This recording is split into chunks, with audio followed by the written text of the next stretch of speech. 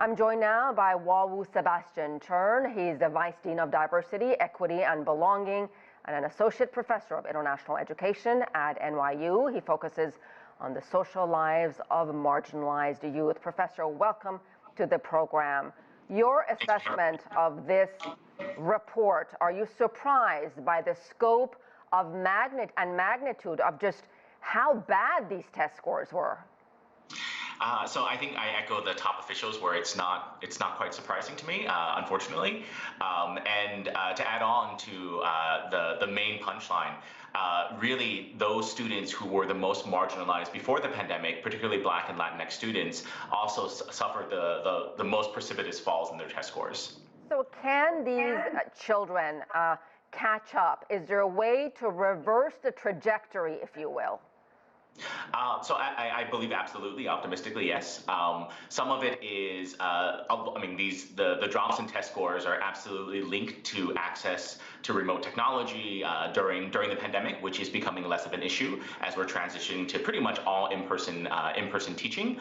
But I would also caution that all local governments and the federal government also really pay attention to those who experienced the greatest drops in test scores. I think in this time period where everyone has actually suffered, so even the top scorers lost a few points, right? That there needs to be a reaffirmation, a recommitment to really serving those who have been historically and continue to be the most underserved. And let me talk a little bit more about the disparities that you're talking about here. So math scores for Black students fell 13 points compared with 8 points for Hispanic students and 5 points for white students.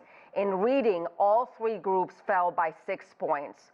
So what do we need to do, Professor, moving forward here? What is the responsibility of academic institutions, of schools? What is their role here, and what should they be doing moving forward? Sure. So with these reports and the kind of full report will be released in a few months, schools have access to a lot of their data that tell a richer story. So it's about very kind of firm leadership that actually uses data to identify students that really are kind of the ones who were very much left behind during the pandemic. So not just a general kind of ethos of making things better within a school, but very surgically identifying students that really need the most help. Some of it is the test scores in this report don't translate very well into kind of substantive day-to-day learning losses, right? It's just one test score. And it's up to leaders and teachers to really identify what are the precise skills that students have not learned over the past few years, and to make sure that they actually help their students master these skills. Well, let's take public schools, for example. Do they really have the resources to do what you're talking about to the most vulnerable? So, I mean, as I'm sure everyone knows, the United States is also experiencing a large kind of teacher, I don't want to say shortage, but many teachers are just not returning in the fall.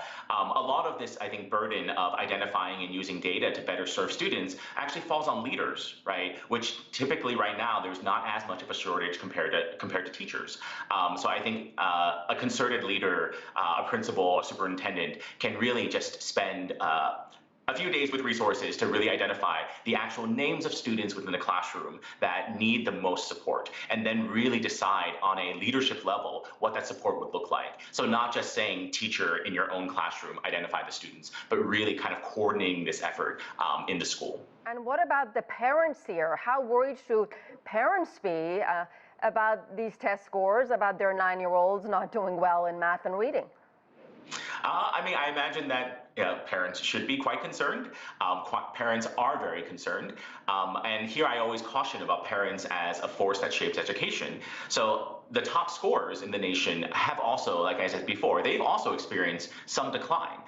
They typically belong to white, middle, upper class or affluent families, where oftentimes their parents are the loudest, right? And if you're loud and you have resourced, you can actually shape policies, which oftentimes will actually draw attention and resources away from particularly Black and brown populations, where parents are just as involved, right, but may not have the resource or the time to navigate and to politically kind of galvanize to move school districts. Yeah, you make some very good points there.